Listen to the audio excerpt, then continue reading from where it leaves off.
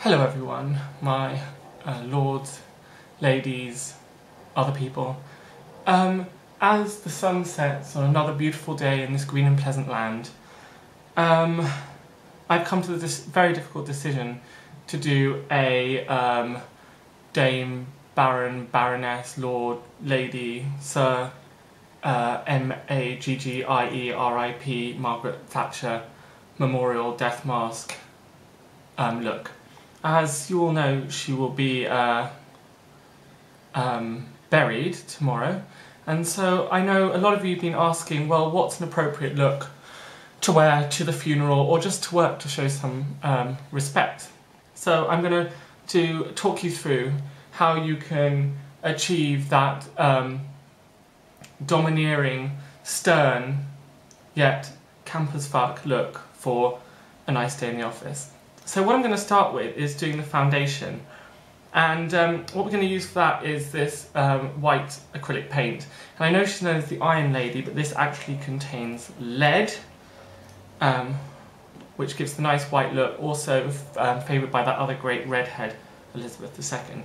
I'm going to apply with this brush from B&Q, because she really was a leader of the masses and liked to, you know, shop in the shops we enjoy.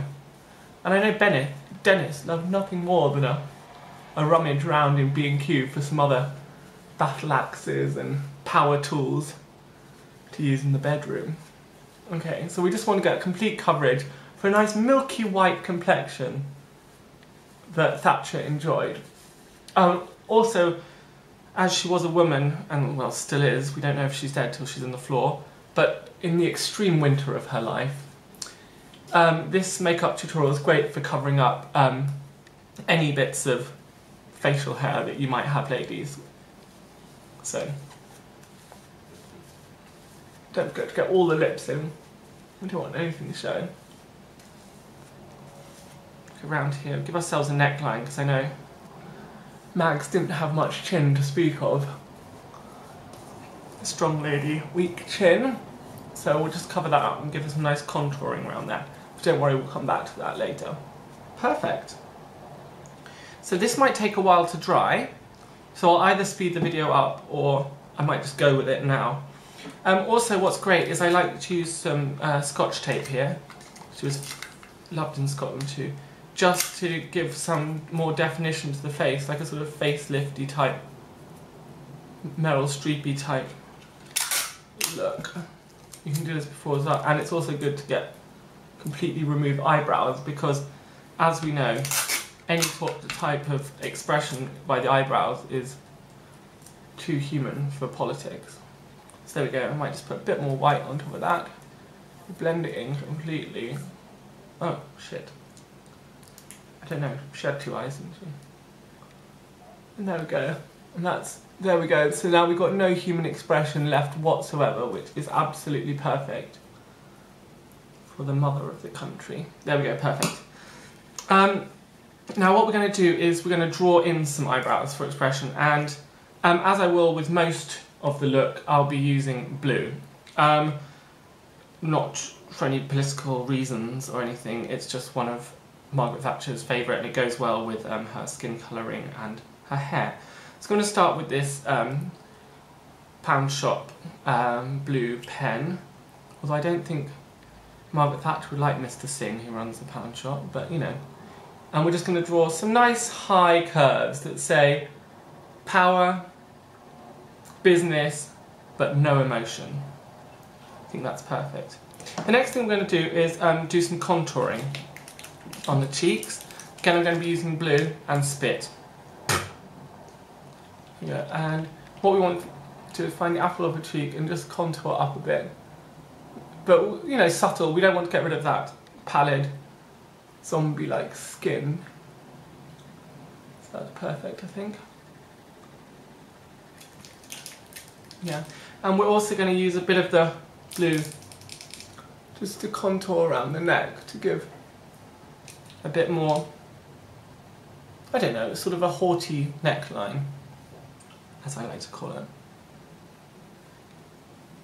This is also a trick that Boy George loves to use. He saw it on me first. Okay, perfect. So the next thing we're going to do is probably work on the eyes. Now what you want to do for this is get some coal.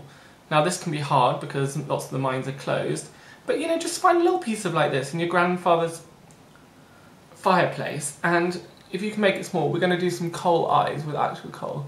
So you just start rubbing the coal around the eyes. The pallid expression, you know, is befitting of a woman on her death day. And we just want to slightly flick up at the side, like a sort of, because she knew how to use her essay, didn't she? I mean,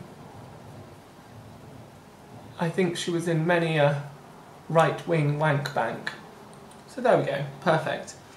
I might use a tiny bit of the pencil just on the eye as well, just because it brings out the burning blue of her pin-like eyes. Perfect, and this is a great look for the office as well. I'm just going to also take this blue from the makeup of, you know, that will never wash off, the Kryolan, and I'm going to take a tiny bit of that, just with the finger again, and we're going to make a blue eyeshadow. Just to bring out the eyes more again, and we can go over the tape, there's no problem with that. There we go. Oh god, just stick it back down. It becomes, I mean, with the woman, again, as I said, in the extreme winter of her life, there's going to be a lot of skin peel and dropping off, so we don't really mind about that. I think that's perfect, really. I mean, you can do a more defined eye, but it's hard to get hold of the coal, and there we go. Ask a miner friend. Margaret Thatcher will be able to help. That's perfect, yeah. That she was flipping out the sides before Winehouse. Okay, the next thing we're going to concentrate on is the lips. So whether you're puckering up for Pinochet or gobbling down on Gorbachev, sorry, I've done something wrong to hit my... I'm going to use a YSL. Now, I know Mags used to love this.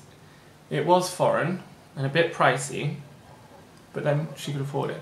Now, what you've got to remember is that it's a very thin British lip we're going for here. A puckered up, sucking on a lemon look. So, what you want to do is just put it on the inside of your lip, look at that, and then I think that's about it really, like a dribble of blood, like a sort of vampire sucking the life blood. And then I think we're almost done. Now, what people forget is that Mags did enjoy a party. You know, I've heard it on good repute that she was swinging in the 70s. So what we're going to use is just a bit of glitter, again in blue. I'm going to put it in the palm of my hand, and then just like slap my face into it, you know. A good slap around the face, you know, you've always wanted to do this to Mags. Ow! And there we go, it just leaves this sort of residual glow in blue. A sort of virginal look that's befitting a woman in the extreme winter of her life.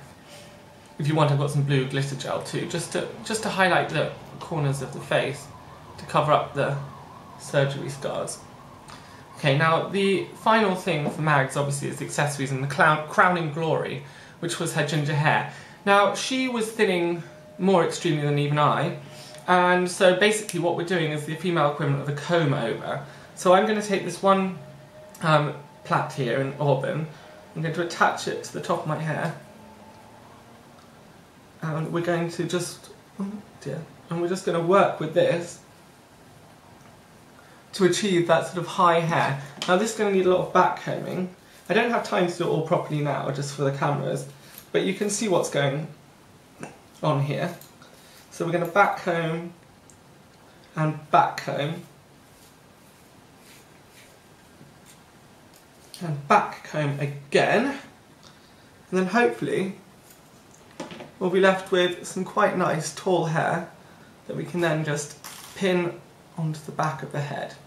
Now, if you think this face isn't staying together for a whole day at work, you've forgotten the last Maggie trick, and that is that the whole face and head was held together with a beautiful headscarf. Now, it's very important to choose your headscarf wisely because it says a lot about you as a woman. Now, I've got one here with some animal print and some gold on it, because I think it says, you know, colonial, when England ruled the waves. It says, I'm going to go and own you, really, to the people of the world. And then, so we tie the hair on, nice little bow under the chin, and then you can arrange the hair as tall as you want underneath. Oh god, what's happening? Oh my god, my pins are falling out.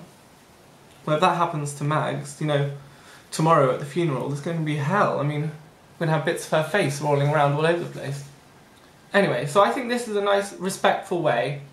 I know I haven't done a Margaret Thatcher one earlier, but I thought I really had to wait until I could really do her justice and respectfully.